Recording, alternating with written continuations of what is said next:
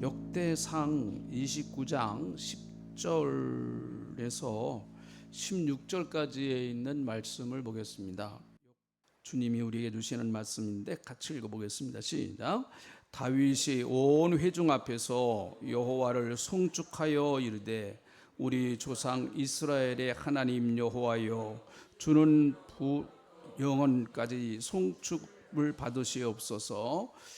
여호와여, 위대하심과 권능과 영광과 승리와 위엄이 다 주께 속하였사오니 천지에 있는 것이 다 주의 것이로소이다.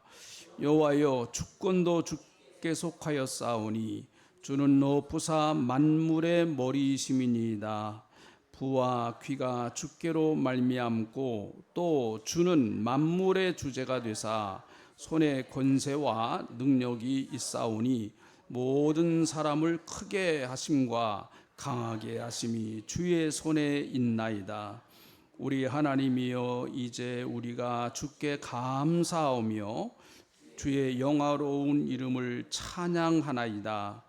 나와 백성이 무엇이기에 이처럼 즐거운 마음으로 드릴 힘이 있었나이까? 모든 것이 주께로 말미암아 싸우니 우리가 주의 손에서 받는 것은 주께 드렸을 뿐이니이다. 우리는 우리 조상들과 같이 주님 앞에서 이방 나그네와 거류민들이라. 세상에 있는 날이 그림자 같아서 희망이 없나이다. 우리 하나님 여호와여, 우리가 주의 거룩한 이름을 위하여 성전을 건축하고 미리 저축한 이 모든 건물이 다 주의 손에서 왔사오니 다 주의 것이니이다. 아멘.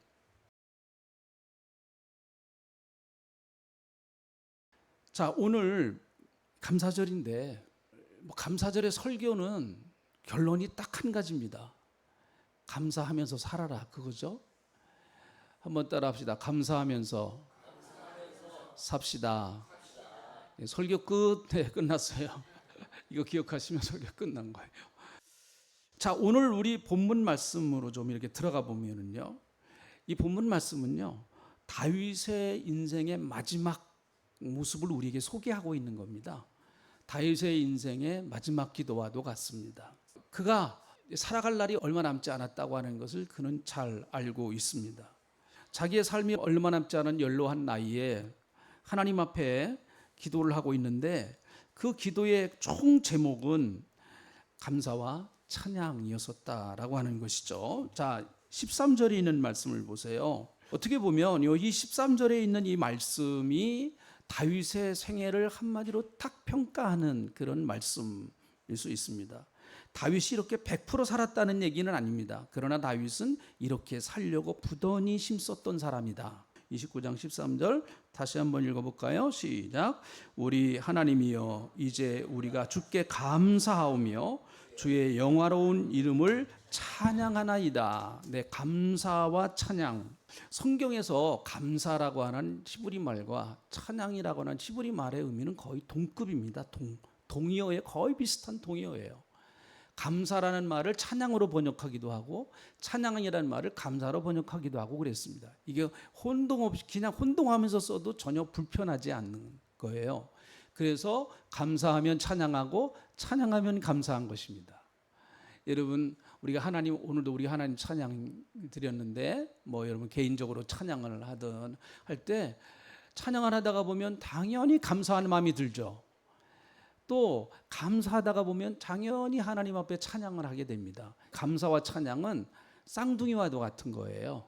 그래서 여러분, 우리도 다윗의 생애와 같이 하나님 앞에 감사와 찬양이 넘치는, 그리고 마지막 순간까지 우리가 하나님 앞에 감사와 찬양으로 우리의 인생을 마무리한다고 하면 그래도 그 인생은 하나님 앞에 평가받을 인생이 아닐까, 이런 생각도 해봅니다. 여러분, 감사하는 것이 말처럼 쉽지는 않아요. 보니까 저도 짧은 인생을 이렇게 살아왔습니다마는 제가 하나님 앞에 감사를 더 많이 했을까, 불평을 더 많이 했을까, 뭐 적어놓은 것은 없지만은 감사를 더 많이 했다. 그렇게 자신 있게 얘기하기가 쉽지는 않을 것 같아요. 여러분, 이스라엘 백성들이요, 1년 동안 7개의 절기를 지키면 1년이 마무리돼요. 끝나는 겁니다. 첫 번째 절기가 유월절이에요. 유월절. 이스라엘 백성들이 애굽에서 출애굽을 해서 그것을 감사해서 지키는 절기, 그게 유월절입니다. 마지막 절기가 초막절, 장막절입니다. 하나님의 은혜가 너무 감사해서 하나님께서 가나안 땅으로 갈 때까지 40년 동안 광야에서 지켜주신 것을 감사하면서 또 추수하는 것을 감사하면서 지키는 절기가 장막절이에요. 초막절이라고. 그래서 그때는 이스라엘 백성들이 다 광야에 가서 이렇게 초막을 지어놓고 거기서 한 주간 동안 하나님을 묵상하면서 하나님의 은혜에 대해서 감사하는 그런 기간입니다. 이거는요, 이스라엘 백성들이 원해서 만든 절기가 아니고요, 하나님이 정해놓으신 절기예요. 그러면 여러분, 이렇게 7가지나 되는 절기를 왜 하나님이 만들어 주셨을까? 그 7가지 절기의 공통적인 특징은 감사예요. 감사합니다. 감사한 거예요. 그러니까 하나님이 보실 때 타락한 인간의 본성은 때로 그냥 감사하지 않습니다. 그래서 하나님께서는 감사할 수 있는 날을 특별히 정해서 이 날만큼이라도 너희들이 하나님 앞에 감사하고 또 이웃에게 감사하고 그렇게 좀 살아라 하는 의미에서 하나님께서 7절기를 지키게 하시지 않았나. 자, 디모데후서 3장 2절에 있는 말씀을 보면 바울이 디모데에게 마지막 편지를 쓰면서, 디모데야, 말세가 되면 어떤 일이 일어나는 줄 아느냐? 말세가 되면 고통하는 때가 찾아온다. 말세는 고통하는 때예요. 그래서 여러분, 예수 믿는 사람들은 2가지를 함께 봐야 됩니다. 이 세상은 가면 갈수록 살만하다. 그것도 맞는 얘기예요. 우리가 과거보다 살만하지 않습니까? 그러나 전혀 반대적인 입장으로도 우리는 봐야 됩니다. 그걸 종말론적 역사관이라고 그래요. 세상은 점점 고통스러운 쪽으로 간다. 멸망의 쪽으로 간다. 이 2가지가 같이 공존하는 거예요. 성경에서는요. 어느 한쪽만 일방적으로 주장해도 그것은 균형 있는 신앙이 아니라고 봅니다. 매일 세상은 망한다. 이렇게 말해도 그럼 빨리 우리가 천국 가야죠. 세상 망할 거니까. 이것도 잘못된 자세예요. 너무 이쪽으로 주로 많이 나가는 사람들이 이단들입니다. 이 극단적인 종말론자들, 이단들은 너무 이쪽으로만 많이 나가요. 세상 끝난다. 세상 망할 거다. 이 세상은 나 사탄이 지배하는 나라다. 왕국이다. 그러나 반대로 세상이 너무 좋아진다. 이제는 세상은 파라다이스와 같은 그런 낙원이 올 것이다. 아니에요. 성경은 절대 그렇게 말하지 않습니다. 그래서 바울은 디모데 후서 3장 1절 2절에 쭉 보니까 말세는 고통할 때가 되는데 고통당하는 인간의 모습을 여러 가지로 설명하는데 그 중에 하나가 사람들은 고통을 당하는데 감사하지 않는다는 거예요. 감사하지 않는다. 감사를 잃어버렸다는 것입니다. 감사를 잃어버렸다. 여러분, 뭐가 고통이에요? 감사하지 않는 삶이 고통이다. 성경은 말합니다. 어때요, 여러분? 요즘 살만하십니까? 감사가 없는 인생은요, 고통 속에서 살아가는 인생이에요. 성경은 우리에게 그렇게 말하고 있습니다. 그러므로 다윗도 그의 삶이 그렇게 만만하지 않았던 거 우리가 알잖아요. 다윗의 일생을 여러분 설교를 많이 들어봤기 때문에 다윗이 어떠한 삶을 살았는가 하는 걸 대강은 우리가 스케치를 그릴 수가 있어요. 여러분, 다윗이 자기의 인생을 한마디로 자기의 그 정말 목숨과 같이 사랑했던 요나단, 다윗과 요나단의 우정은 정말 대단하지 않습니까?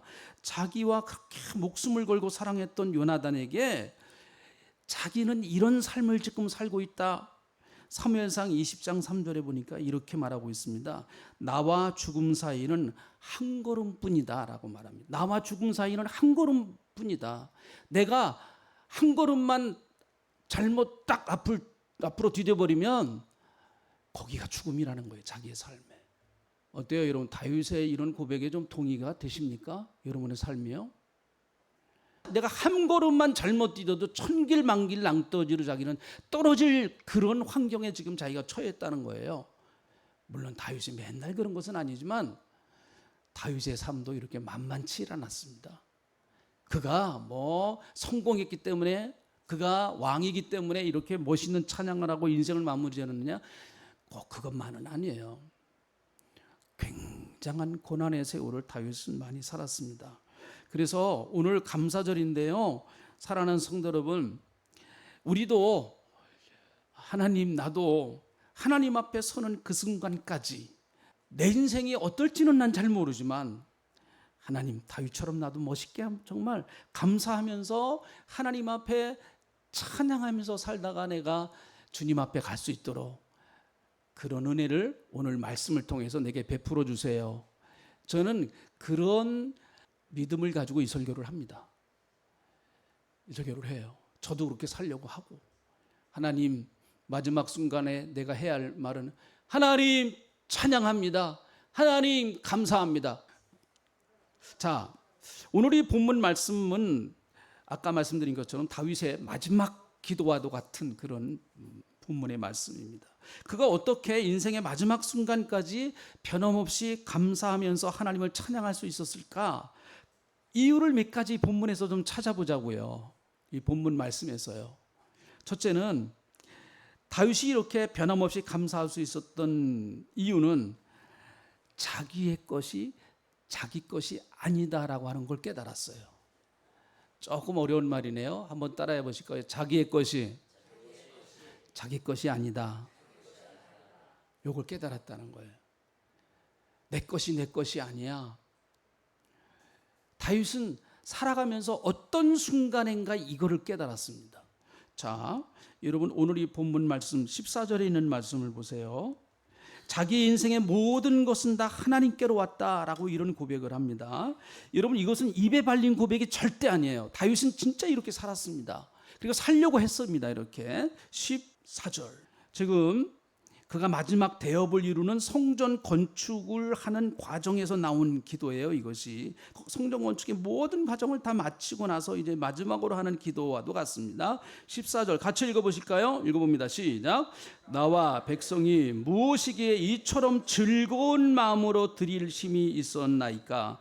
모든 것이 주께로 말미암아 싸우니 우리가 주의 손에서 받은 것으로 주께 드렸을 뿐이니이다. 16절, 자 16절도 같이 읽어봅니다. 자 시작. 우리 하나님 여호와여, 우리가 주의 거룩한 이름을 위하여 성전을 건축하려고 미리 저축한 이 모든 물건이 다 주의 손에서 왔사오니 다 주의 것이니이다. 이건 단순히 여러분 어떤 그저 멋있게 보이려고 하는 그런 수사적인 표현이 아닙니다. 다윗이 정말 그걸 깨달았어요. 다윗도 나름대로 여러분 성취욕도 있었고요, 다윗도 많은 것을 소유해 보려고 하는 그런 야망도 있었던 사람이었습니다. 그러나 자기가 인생을 살아보니까 자기가 가지고 있는 모든 것이 다 주님께로부터 왔다라고 하는 것을 그는 점점 깨닫기를 시작을 했습니다. 여러분, 이건 다윗의 고백만 아니라고 봐요. 우리가 신앙생활을 하면 할수록, 우리의 믿음이 더 깊어지면 깊어질수록 우리도 다윗과 같은 고백을 하지 않을 수 없습니다. 하나님이 하셨습니다. 하나님이 주셨군요. 하나님의 것입니다. 하나님의 것입니다. 여러분, 자식이 내 것이면 다 성공시켰겠죠. 내 것이에요, 아니에요? 내 것이면 내 마음대로 막 갖다가 해버릴 겁니다. 안 돼요. 절대로 안 됩니다. 내 것이 아닙니다. 하나님의 것이에요. 하나님의 것. 자식만 그러겠습니까? 우리가 인생을 살아가는 데 있어서 가장 중요한 기본적인 것들은 다 은혜로 온 거예요. 목숨, 나는 태어나고 싶어서 태어났다. 여기 뭐 그런 분 계십니까? 나는 그때 태어나고 싶어서 그때 그 시간에 나는 그 순간에 태어났어. 이런 분 없으실 거예요. 우리의 생명이나 우리의 모든 것들 사실은 다 하나님께 특별히 여러분, 인간이 살아가는데 기본적이고 근본적인 것들은 하나님께로부터 왔어요. 우리는 그것이 당연하고 익숙하기 때문에 그저 당연하게 주어지는 거로 늘 생각합니다. 그런데 그렇게 하나님이 만들어 주셨기 때문에 지금도 그게 가능한 거죠. 어떻게 여러분 매일 아침에 눈을 뜨세요? 오늘도 눈 뜨셨으니까 교회 나오셨잖아요. 혹시 오늘 교회 못 오신 분들, 눈 못 뜨신 분은 안 계십니까? 눈 못 떠서 못 오신 분 안 계시겠죠?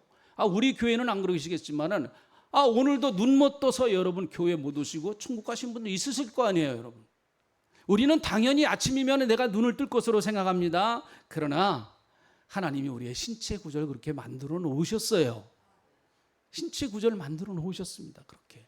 우리는 그것이 익숙하니까 살아가는데 당연한 거지 뭐라고 생각을 하는 것이지만 여러분, 당연한 것일수록 하나님이 주신 은혜예요. 당연한 것일수록요. 하나님이 주신 은혜입니다. 누가복음 12장 16절부터 21절까지 여기서 반복되는 단어가 한 가지 딱 나옵니다. 성경에서 읽다가 보면 반복되는 단어가 계속 나오면 그건 의미가 있는 단어예요. 16절부터 21절까지 제가 읽어보겠습니다. 또 비유로 그들에게 말하여 이르시되 한 부자가 그 밭에 소출이 풍성함에 심중에 생각하여 이르되 내가 곡식 쌓아둘 곳이 없으니 어찌할까 하고 또 이르되 내가 이렇게 하리라 내 곡간을 헐고 더 크게 짓고 내 모든 곡식과 물건을 거기 쌓아두리라. 또 내가 내 영혼에게 이르되 영혼아 여러 해 쓸 물건을 많이 쌓아두었으니 평안히 쉬고 먹고 마시고 즐거워하자 하리라 하되 하나님은 이르시되 어리석은 자여 오늘 밤에 내 영혼을 도로 찾아가리니 그러면 내 준비한 것이 누구의 것이 되겠느냐. 자기를 위하여 재물을 쌓아두고 하나님께 대하여 부여하지 못한 자가 다 이와 같다. 이렇게 말씀하셨어요. 자, 요 본문 말씀에서 여러분 다 읽으셨잖아요. 반복되는 단어가 뭐예요? 그렇죠. 내가예요. 내가라는 단어가 한 6번인가 나요. 원문에는 더 나온대요. 이게 원문에는. 계속해서 예수님은 이 부자를 어리석다라고 그렇게 말합니다. 어리석다. 이 부자를 이 어리석은 자 20절에 하나님이 이르시되 어리석은 자여 이렇게 말합니다. 그는 여러분 곡식도 내 것이라 그랬고 창고도 내 것이라 그랬고 자기 인생도 자기 것이라 그랬고 자기 영혼도 자기 것이라 그랬고 모든 게 다 자기 것이다 그렇게 얘기를 했어요. 자, 내 것이 하나님은 뭐라고 얘기를 하시는가 하면 20절에 있는 말씀 보세요. 하나님이 이르시되 어리석은 자여 오늘 밤에 내 영혼이 내게 내 것 요럴 때 인생 끝나는 거예요. 하나님이 그래 그것이 내 거야. 내가 볼 땐 너 내 거. 그렇게 내 거야 그게. 어리석은 자라고 말씀하고 계십니다. 여러분 우리 예수 믿는 사람들은 청지기라고 그럽니다. 청지기 인생을 살아야 된다. 청지기란 뭐예요? 내 것이 아니지만 내 것처럼 가지고 성실하게 주인이 나에게 맡겨준 것이기 때문에 나는 그것을 가지고 최선을 다해서 인생을 살아가는 거예요. 시간도 내 것이 아닙니다. 주님이 그런데 내게 시간을 맡겨주셨어요. 재물도 내 것이 아닌데 재물을 내게 맡겨주셨어요. 자녀도 내 것이 아닌데 자녀를 내게 맡겨주셨어요. 건강도 내 것이 아닌데 건강을 내게 맡겨주셨습니다. 은사도 내 것이 아닌데 은사도 내게 맡겨주셨어요. 생명도 내 것이 아닌데 생명을 내게 맡겨주셨습니다. 여러분 삼라만상 하늘을 보고 여러분 강을 보고 산을 보고 나무를 보고 바다를 보고 다 여러분 그게 여러분 것입니까? 그거 갖다가 팔아서 쓰세요. 돈 부족하시잖아요. 다 여러분 것이면 갖다가 팔아서 우리가 써야죠. 아니잖아요. 하나님의 것입니다. 다윗이 이렇게 하나님 앞에 감사할 수 있었던 것은 내가 살아가는 게 이게 내 것이 아니구나. 빨리 여러분 그래야 우리가 좀 어깨가 무겁지 않게 자유롭게 살아갈 수 있어요. 복음이라고 하는 것은 우리에게 자유를 주는 것이거든요. 하나님이 너희에게 그리스도께서 너희에게 자유를 주셨는데 다시는 종의 멍에를 매지 말라라고 말씀하세요. 갈라디아서를 보니까. 근데 우리는 또 더덕더덕 갔다가 종의 멍에를 계속 메우고 있습니다. 내 아들 의대 보내야지. 내 손자 손녀들 의대 보내야지. 애만 힘든 게 아니고요. 그 부모도 얼마나 힘들까요? 여러분, 여러분이 가지고 있는 것을 하나님의 것이다 아니다. 하나님의 것이 아니야 내 것이야. 그렇게 인정해도 하나님은 그건 내 거야라고 말씀하세요. 내 거야라고 말씀하십니다. 그래서 욥은 주신 자도 여호와시고 취하실 자도 여호와시다. 주신 분도 하나님이시다. 가져갈 분도 하나님이시다. 그래서 그 고난의 위기를 그나마 이기고 나간 거예요. 자식들이 다 죽어 넘어갔는데 어떻게 여러분 그 고난의 기간을 어떻게 이겨나갈 수가 있겠습니까? 그래, 하나님이 주셨지. 때가 돼서 하나님이 거두가신 거야. 그런 신앙이 아니었으면 어떻게 그 어려운 고난을 이겨나갈 수가 있었을까요? 여러분, 하나님이 더 많이 주셨으면 더 많이 감사하시고요, 조금 부족하게 주셨어도 그래도 감사하는 여러분 되시기를 주의 이름으로 축복합니다. 자, 아멘 좀 세게 하세요. 할렐루야. 조금 부족해도요, 그것을 우리는 하나님의 은혜로 채울 수 있고 하나님의 은총으로 채울 수가 있습니다. 사실은 엄밀히 말하면 극단적인 얘기일 수도 있을지 모르지만 사람은요, 건강할 때보다 병들 때 더 주님 앞에 가까이 갑니다. 제가 신앙생활 해보니까 그래요.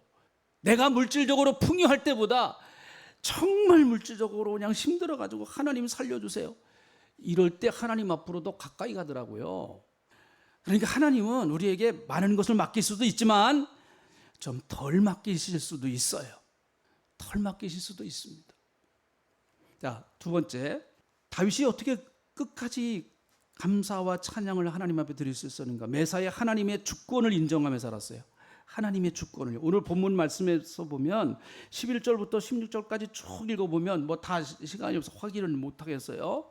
11절에 다 주께 속하여 싸우니 다 주의 것입니다. 주는 만물의 머리십니다. 통치자라시란 말이에요. 그래서 어떤 사람을 가난하게 만드실 수도 있고 어떤 사람을 부유하게 만드실 수도 있다. 12절에 모든 사람을 크게 하시고 강하게 하시고 주의 손에 있다. 어떤 사람을 강하게도 하시고 크게 하실 수도 있다. 그건 하나님의 손에 있다는 것입니다. 14절 모든 것이 주께로 말미암아 싸우니, 16절 모든 물건이 주의 손에서 왔사오니 다 주의 것입니다. 하나님의 절대적인 주권을 인정하는 거예요. 다윗은요, 자기가 왕이지만은 자기보다 더 높으신 왕이 계신 것을 알았습니다. 자기가 최후의 통치자다라고 생각을 안 했습니다. 자기보다 더 높으신 왕이 있으신 줄 알았습니다. 그래서 시편 145편 1절에 보니까 왕이신 나의 하나님이여 내가 주를 높이고 영원히 주를 송축하리이다. 왕이신 나의 하나님, 다윗이 말한 거예요. 왕이신 나의 하나님, 내가 주를 높이고 영원히 주의 이름을 송축하리이다.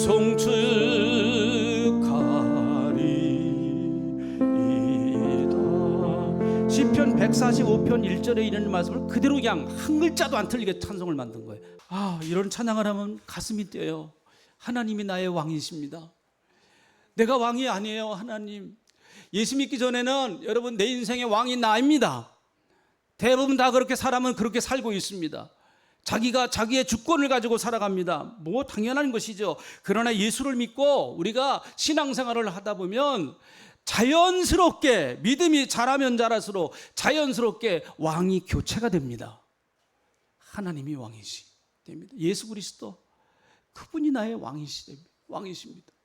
그래서 이런 찬양을 저도 가만히 이렇게 때로는 기타를 치면서 혼자 이 찬양을 하다 보면 괜히 눈물이 주르르 나요. 하나님이 나의 왕이시래요. 여러분, 예수님이 나의 왕이시래요. 내가 왕이면 내가 모든 것들을 다 해결을 해야 됩니다. 교회 문제도 내가 해결해야 되고, 가정의 문제도 내가 해결해야 되고, 자녀 문제도 내가 해결해야 되고, 내 건강 문제도 내가 해결해야 되고, 물질 문제도 내가 해결해야 되고, 왕이면 내가 다 해결을 해야 돼요. 그런데 내가 왕이 아니래요. 아멘 좀 하시죠. 아멘. 왕이 내가 아니래요. 하나님이 왕이시래요. 예수님이 왕이시래요. 그래도 고민은 되지만, 뭐 부족한 게 있으면 고민은 되지만 그래도 예수님이 나의 왕이시래요. 이 다윗은 그것을 철저하게 인정을 했습니다. 하나님의 주권, 하나님이 하십니다. 하나님이 역사하시면 됩니다. 이것을 다윗은 생명처럼 믿고 살았습니다. 여러분, 사무엘하 16장을 보면 재미있는 사건이 나와요. 15장에서 압살롬이 반역을 합니다. 다윗이 막 도망가요. 정말 얼마나 급했던지요, 신도 제대로 신지 못하고 예루살렘 궁전을 빠져나갑니다. 그가 감람산을 올라가면서 눈물을 흘리면서 올라가요. 너무너무 다급했어요. 자, 그런데 그때에 누가 등장하는가 하면은 시므이라고 하는 사람이 등장합니다. 이 시므이는 누군가 하면 사울의 친척이에요. 이 시므이가 다윗에게 막 욕을 합니다. 잘 됐다. 그렇게 사울 왕을 죽이고 그러더니 아주 잘 됐다. 쫄딱 망해서 잘 됐다. 너는 그렇게 당하는 게 당연하다. 하면서 온갖 욕설을 다 퍼붓습니다. 이럴 때 다윗은 어떻게 대처를 했는가? 자, 읽어봅니다. 시작. 왕이 이르되 수루야의 아들들아, 내가 너희와 무슨 상관이냐? 그가 저주하는 것은 여호와께서 그에게 다윗을 저주하라 하심이니 내가 어찌 그리하였느냐? 할 자가 누구겠느냐? 또 다윗이 아비새와 모든 신하들에게 이르되 내 몸에서 난 아들도 생명을 해하려 하거든 하물며 베냐민 사람이랴. 여호와께서 그에게 명하신 것이 저가 저주하고 내버려 두라. 혹시 여호와께서 나의 원통함을 감찰하시리니 오늘 그 저주 때문에 여호와께서 선으로 내게 갚아 주시리라. 와, 참 멋있는 사람이에요. 다윗 정말. 막 죽이라고 그럽니다. 왕이여, 내가 칼 빼갖고 가가지고 저 시므이 저런 목을 당장 쳐버리겠습니다. 다윗은 가만두라는 거예요. 하나님이 저 사람을 통해서 나를 저주하실지 모르는 거다. 저 사람이 저주하기 때문에 혹시 하나님이 나의 원통함을 감찰하셔서 그 저주 때문에 여호와께서 내게 선으로 갚아주시지 않겠느냐. 우리는 예수님의 모습을 여기서 봐요.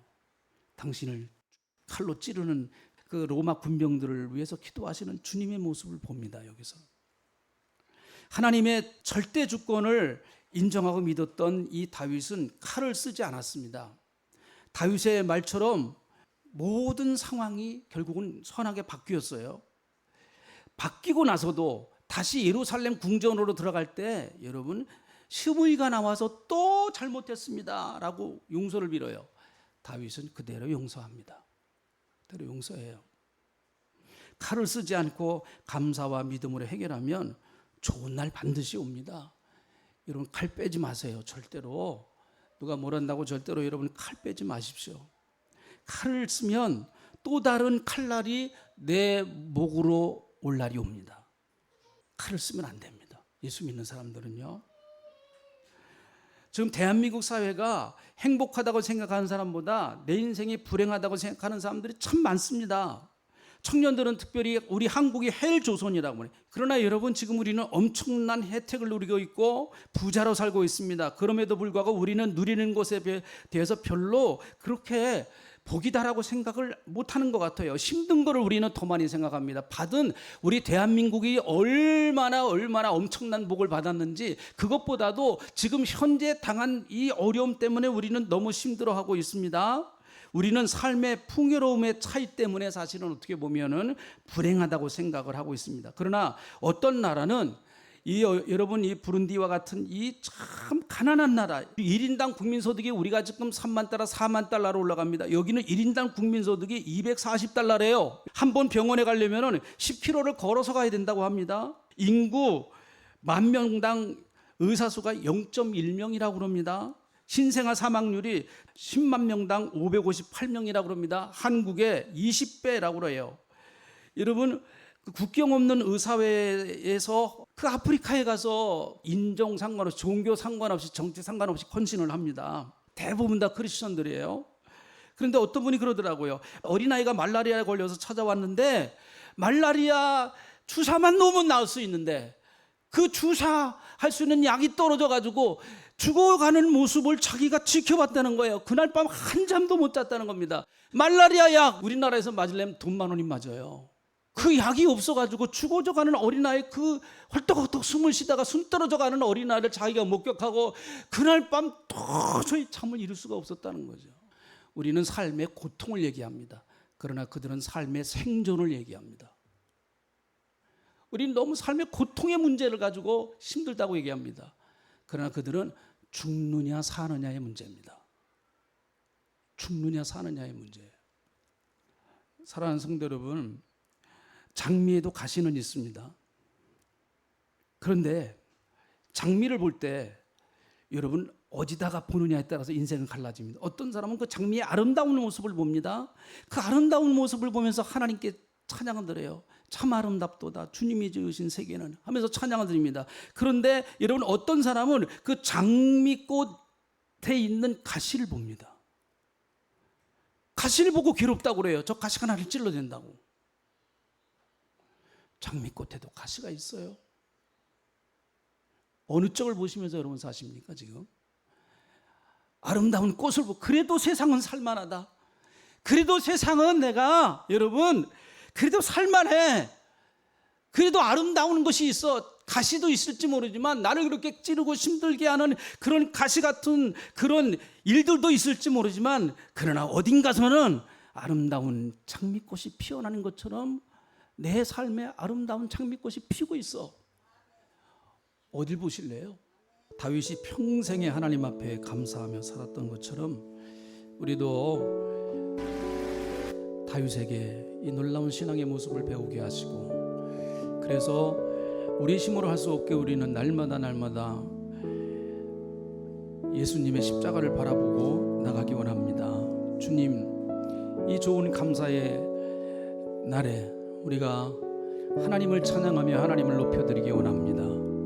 마땅히 찬양과 영광을 받으시기에 합당하신 분이시기에 우리는 주님을 찬양합니다. 그리고 우리의 삶이 어떻든 관계없이 또 주님을 찬양하고 싶습니다. 감사하고 싶습니다. 오늘 사랑하는 성도님들 가슴 속에 감사와 찬양이라고 하는 이 아름다운 신앙의 글귀가 신비에 새겨지는 시간이 되게 하여 주시옵소서. 감사합니다.